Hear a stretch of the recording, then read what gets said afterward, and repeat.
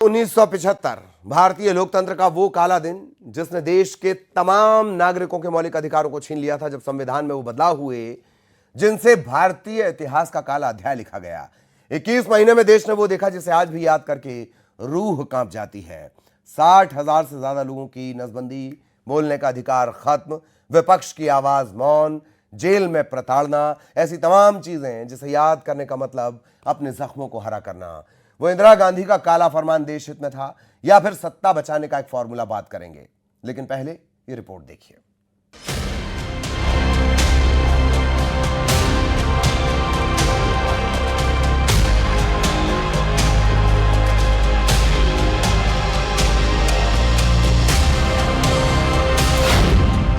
जून 1975 लोकतंत्र पर सबसे बड़ा प्रहार।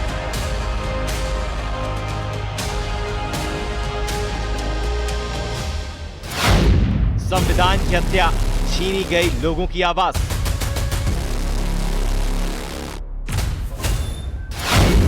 पचास साल जब लगा था आपातकाल।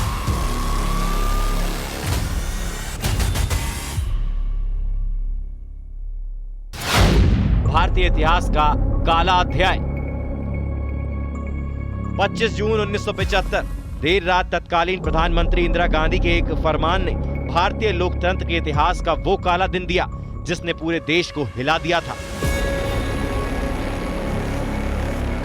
देश में आपातकाल लागू कर दिया गया था, जहां आपातकाल संविधान की धारा 352 के तहत लगाया गया, जिसमें नागरिकों के मौलिक अधिकार छीने गए, प्रेस की स्वतंत्रता पर अंकुश लगा दिया गया, साथ ही विपक्षी नेताओं को जेल में बंद किया गया। लेकिन आज भी इमरजेंसी को लेकर तीखी बहस होती है। क्या ये कदम वास्तव में देश हित में था या फिर सत्ता बचाने की एक रणनीति? ये वो दौर था जब भारत की लोकतांत्रिक नींव सबसे बड़ी चुनौती से गुजरी। पूर्व प्रधानमंत्री इंदिरा गांधी द्वारा 25 जून 1975 में भारत पर थोपे गए आपातकाल के 50 साल पूरे हो गए हैं और जिसको लेकर बहस आज भी जोरों पर है। और अब 50 साल बाद बीजेपी इसी दिन को देश भर में संविधान हत्या दिवस के तौर पर मनाने जा रही है। ये उनके आपातकाल वाली जो लोकतंत्र को कुचलने की कांग्रेस की मानसिकता है, उसी का ये परिचायक है और उसी के तहत इस तरह की भाषा का वो प्रयोग करते हैं। ये परिवारवादी राजनीति से कभी ऊपर नहीं उठ सकते और भारत की जनता के लोकतांत्रिक अधिकारों को कुचलने का, अशांति और अव्यवस्था फैलाने का हमेशा दुष्प्रयास करते हैं। संवैधानिक तौर पर जो घोषित आपातकाल था कुछ महीनों में समाप्त हो गया था और बीते 11 साल से मोदी भाजपा की सरकार ने जो अघोषित आपातकाल लगा रखा है, जिसमें सरकार के खिलाफ सवाल पूछने वाले हो, पत्रकार हो या विपक्ष के नेता जो सरकार की गलत नीतियों के विरोध करते हैं, उनके खिलाफ फर्जी और झूठे मुकदमे दर्ज किए जाते हैं। लोकतंत्र का चतुर्थ स्तंभ भी इस अघोषित आपातकाल की काली छाया में फंसी हुई है। आपातकाल के उस दौर में तमाम बड़े विपक्षी नेताओं को जेल में बंद किया गया, प्रताड़ित किया गया और आम जनता के मौलिक अधिकारों को छीनकर 21 महीने तक लोकतंत्र की हत्या की गई। आज भी उस दौर को जब भी याद किया जाता है, वो जख्म भुलाए नहीं जाते। Bureau report, news 18।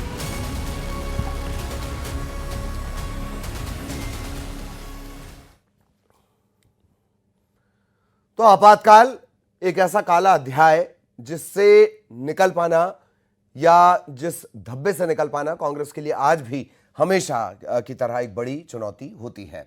बेहद खास मेहमान हमारे साथ जुड़े हैं, आपसे तारुफ करवा देते हैं और फिर इस चर्चा को आगे लेकर जाएंगे। सच्चिदानंद उपासने साहब हमारे साथ जुड़े हुए हैं बीजेपी से। उपासने साहब का बहुत स्वागत। अनिल चौहान कांग्रेस की तरफ से हमारे साथ जुड़े हुए हैं, उनका भी बहुत स्वागत। इसके अलावा शशांक शर्मा, आप वरिष्ठ पत्रकार हैं, शशांक सर का भी बहुत बहुत स्वागत। सबसे पहले सवाल आपसे ही उपासने साहब, काला दिवस मनाना या इमरजेंसी को लेकर एक बड़ा आयोजन और हर बार आप उसे इसी तरह से पोर्ट्रे करते हैं एक दाग की तरह। उपासने साहब, ये हर बार करना बहुत आवश्यक है, क्योंकि जिस प्रकार का आपातकाल का वो इतिहास 50 वर्ष पूर्व का है, उस दौर में जिस प्रकार से वो 21-22 महीनों का कार्यकाल था, उसको कभी भुलाया नहीं जा सकता, उसको कभी विस्मृत नहीं किया। देश में डाल देना वहां प्रताड़ित करना, बाहर परिवार है उनको प्रताड़ित करना, थानों में मारना, जेलों में मारना, भूखे रखना, नौकरियां छीन लेना, सब प्रकार की आर्थिक मार परिवारों पर डालना, अखबारों की आज़ादी छीन लेना, न्यायालयों की आज़ादी छीन लेना, नागरिकों के अधिकार छीन लेना, ये इस प्रकार का जो एक प्रकार का काला इतिहास।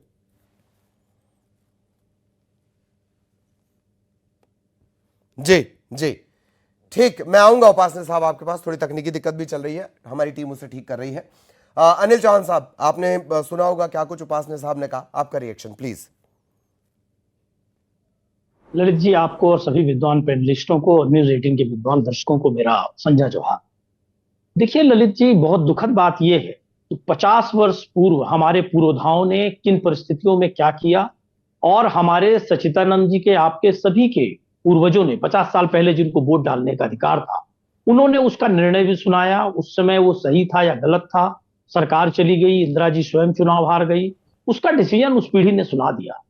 सवाल इस बात का है कि जिस पार्टी ने देश की आजादी की लड़ाई लड़ी, देश के विकास में, देश को स्थापित करने में सारी भूमिकाएं निभाई, सिर्फ उसके एक ऐसे चेहरे को बस याद करके आज भारतीय जनता पार्टी 11 वर्षों से जो अघोषित आपातकाल लगा के रखी है, जिसमें सेक्शन 352 का इस्तेमाल नहीं किया गया है, अनुच्छेद 352 अघोषित रूप से लगा हुआ है पूरे देश में।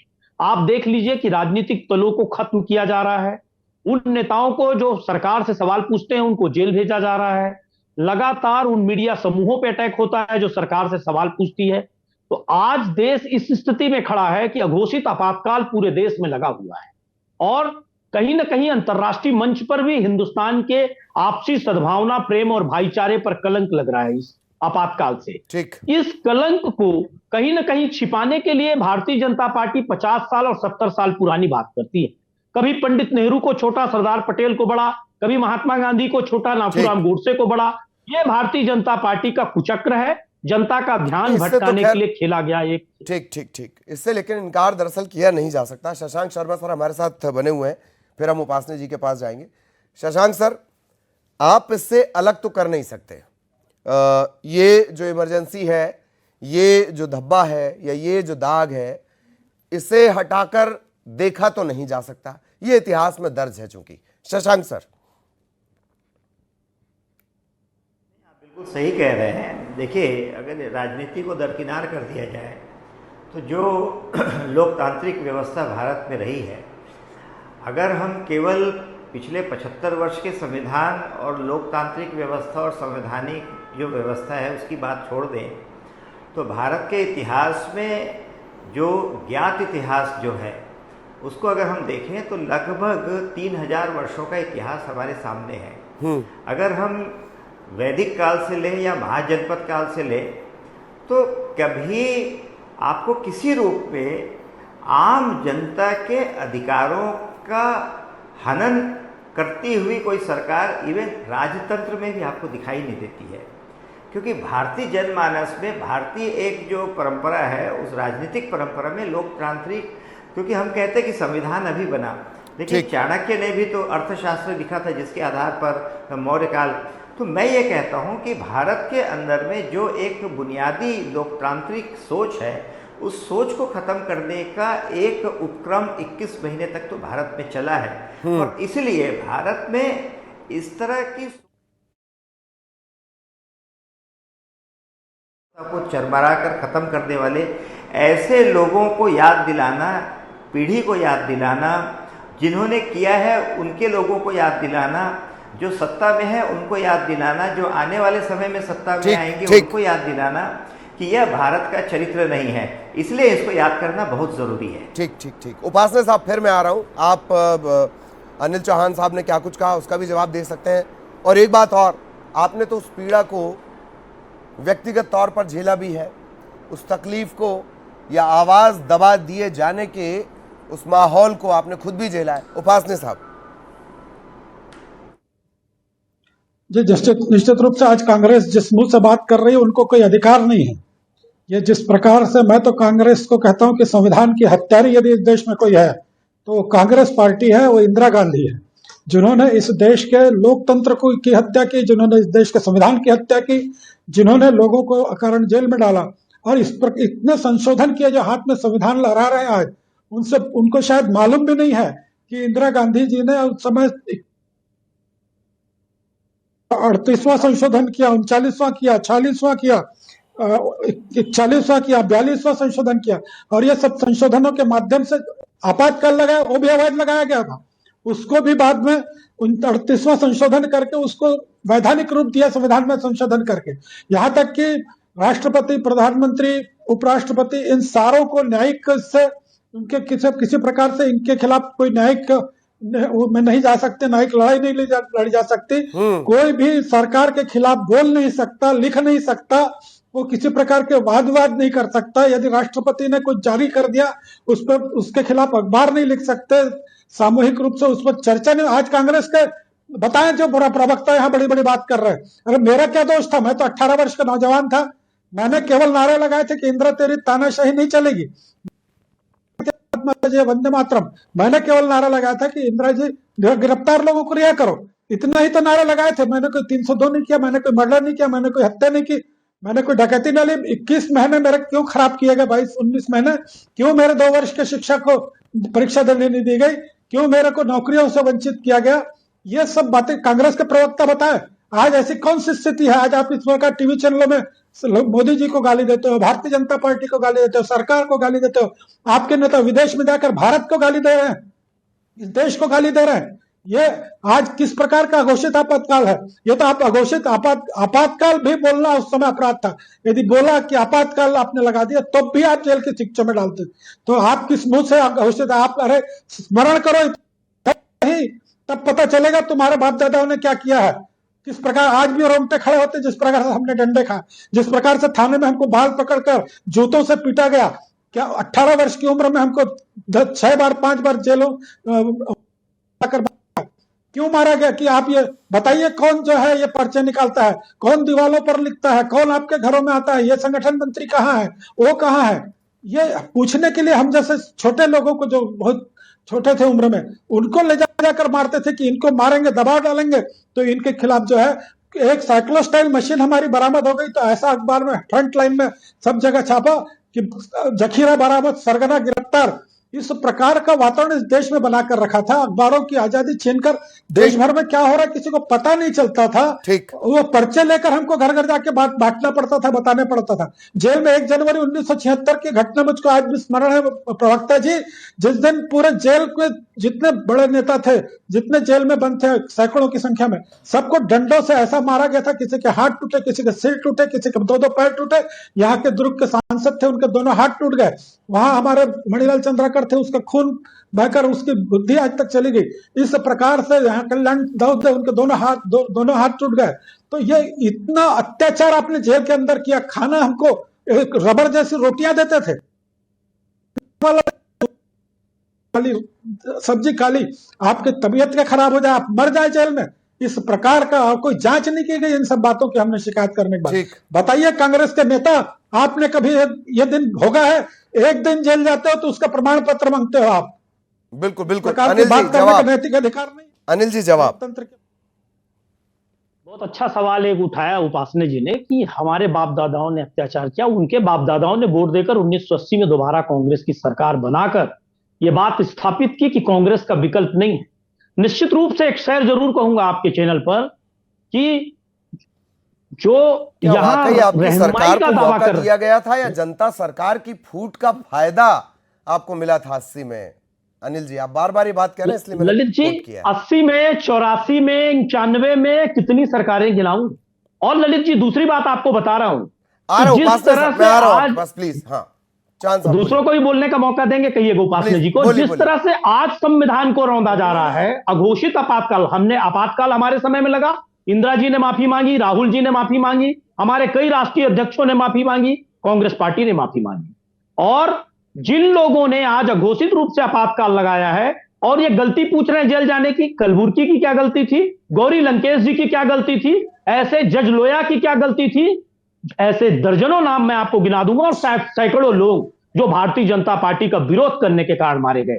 हजारों लोग दंगों में मारे गए। मणिपुर आज भी जल रहा है। भारतीय जनता पार्टी ने 1947 में जो स्थिति थी उसमें खड़ा कर दिया देश को। पूरी सद्भावना और भाईचारे का कत्ल कर दिया आपने। सिर्फ संविधान और लोकतंत्र का कत्ल नहीं किया आपने। शशांक सर के पास और मैं आपको एक चीज कहना चाहता हूं ललित जी, मैं न्याय मांगूंगा आपसे कि सच्चिदानंद उपासने जी को आपने जितना समय दिया है, मुझे वो समय थोड़ा सा आप दीजिए कि मैं जवाब दे सकूं। क्या लोकतंत्र की हत्या करने वाले और हमसे सफाई मांग रहे हैं 50 साल पहले की? अरे 50 साल पहले हमने जो सेवा की होगी, सच्चिदानंद जी आपके बाप दादाओं ने, हमारे बाप दादाओं ने उसका इंसाफ किया और 5 बार कांग्रेस की सरकार बनाई। अगर देश को बांट दिया, कश्मीर को अलग कर दिया, आपने सब प्रकार से में खड़ा किया। देश के साथ अन्याय फिर किया से आप लोगों लड़ाई ने। लड़ रहा है आपसी भाईचारे और सद्भावना को आपने खत्म किया। गुजरात से शुरू हुए दंगे पूरे देश में फैले हुए हैं। शशांक सर, बहुत आपने शॉर्ट संविधान कमेंट और लोकतंत्र को खत्म करने का बहुत शॉर्ट कमेंट। आप इमरजेंसी की बात मत उपासने करिए। साहब, आपसे भी इसी पर मैं जवाब लूंगा। शशांक सर, बहुत शॉर्ट कमेंट आपका। जिस 42वें संशोधन का जिक्र किया जा रहा है, अगर वो हो गया होता तो शायद स्थितियां बहुत ही बुरी होती। शशांक सर, बहुत शॉर्ट। देखिए, ऐसा है कि आप इमरजेंसी के समय में जब संसद काम नहीं कर रही थी, जब मंत्रिपरिषद पूरी तरह से एक मुट्ठी में था, ऐसी स्थिति में आप बड़े बड़े संशोधन, मिनी संविधान कहा जाता है 42वें संशोधन को, तो ये कहना भी गलत है। दूसरा, जो कांग्रेस के हमारे जो भाई साहब कह रहे थे, जो गौरी लंकेश और कलबुर्जी इनकी बात कर रहे थे, तो क्या ये स्टेट मशीनरी क्या इनके खिलाफ में अत्याचार कर रही है? आपातकाल को दूसरी घटनाओं से आप नहीं जोड़ सकते। आपातकाल स्टेट की मशीनरी को खुली छूट दी गई थी कि राजनीतिक तौर पर जो काम कर रहे हैं उनको बंदी बना लिया जाए, उनके साथ अत्याचार किया जाए। भाई साहब, ऐसे है कि एक फैसला करके पुस्तक है कुलदीप नैयर जी की, उसमें इमरजेंसी का कच्चा चिट्ठा है। उसको मुझे लगता है कि कांग्रेस के भाइयों को एक बार पढ़ना चाहिए कि उसमें किस तरह के अत्याचार, किस तरह की घटनाएं घटी हैं। देखिए, आप आपातकाल को किसी तरह से सही नहीं ठहरा सकते। ठीक है, नेता सही कहें गलत कहें, उस पर माफ़ी मांगे, लेकिन पीढ़ी को बताने की आवश्यकता है। ये भी इतिहास का एक हिस्सा है। जिस प्रकार इतिहास में हम एक स्वतंत्रता आंदोलन को पढ़ते हैं, उसी प्रकार के आपातकाल भी इतिहास का हिस्सा है और इसको जानने का नई पीढ़ी को अधिकार है। ठीक, उपासने सर, मैं आपके पास आना चाह रहा हूँ। आपने 42वें संशोधन का जिक्र किया। राघवन एक है, उन्होंने अपनी किताब में बहुत अच्छा जिक्र किया है और उससे जुड़ी हेडलाइन मैं आपको बता रहा हूं कि क्या इंदिरा गांधी राष्ट्रपति बनकर हमेशा सत्ता में बने रहना चाहती थी? इस तरह के प्रयास हुए, एक बार नहीं हुए, सालों साल तक ये प्रयास चलते रहे। बाद में जब 80 में कांग्रेस आई है, तब इंदिरा गांधी इस फैसले से पीछे हटी हैं। क्या ये भी सच है उपासने साहब? देखिए, नारे जो लगते थे कि Indira is India, India is Indira, कभी इंदिरा जी का सूर्य कभी अस्त नहीं होगा, इस प्रकार के नारे के पीछे का भाव यही था कि एन के एन प्रकार ने जो तानाशाह का एक मनोवृत्ति होती तानाशाह की, और तानाशाही के रूप में इंदिरा जी जो है इस देश में स्थापित हो गई थी। वे हर निर्णय करती थी। उन्होंने जो भी संशोधन किए, वो संशोधन उनके इर्द गिर्द अपने व्यूह रचना करके एन के एन प्रकार मैं किस प्रकार से देश की जनता को दबा कर रखूं, देश के तंत्र को दबा कर रखूं, देश की संस्थाओं को दबा कर रखूं, ये उनकी मनोवृत्ति हो गई थी। और वो गलती से उन्होंने 1 वर्ष का कार्यकाल जो बढ़ाया संशोधन करके, वो समाप्ति के बाद जो उन्होंने गलती करके चुनाव कर दिया और उस चुनाव में उनकी जो पराजय हुई, वो देश के जनता ने उनको सबक सिखाया। ये मुंह से कहते हैं अरे जनता पार्टी की टूट का अपने बदला वो लेकर फायदा करके जो है किस प्रकार से कांग्रेस का चरित्र है आप बन गए। लेकिन आज क्या स्थिति है कांग्रेस की, और उस समय भी क्या स्थिति थी आपातकाल में? आपकी विजय लक्ष्मी पंडित आपकी रिश्तेदार थी, कांग्रेस छोड़ के चली गई। आपके जगजीवन राम कैबिनेट मंत्री थे, वो कांग्रेस छोड़ के चले गए। चंद्रशेखर चले गए, मोहन धारिया चले गए। ये सारे लोग तो आपके आसपास के लोग थे, उन्होंने ही आपके पूरे आपातकाल को धज्जियां बढ़ा दी, धज्जियां उड़ा दी जनता में जाके। तो आप किस मुंह से, आप तो ये केवल अपनी राजनीतिक चैनलों पे आप आज भी जनता को धोखा दे रहे हो। ठीक ठीक ठीक उपासने साहब, बहुत धन्यवाद हमारे साथ चर्चा में शामिल होने के लिए। अनिल चौहान साहब का भी बहुत धन्यवाद। शशांक शर्मा वरिष्ठ पत्रकार, वो भी हमारे साथ जुड़े रहे, उनका भी बहुत बहुत धन्यवाद। बहुत सारे सवाल हैं, कुछ सवालों के जवाब नहीं मिलेंगे। शोर करके सवालों से इधर और उधर हुआ जा सकता है, लेकिन जो सवाल हैं वो जस के तस बने रहते हैं। समय समय पर वो इसी तरह निकलकर उठकर अपना जवाब मांगते हैं। इस खास प्रस्तुति में इतना ही। नमस्कार।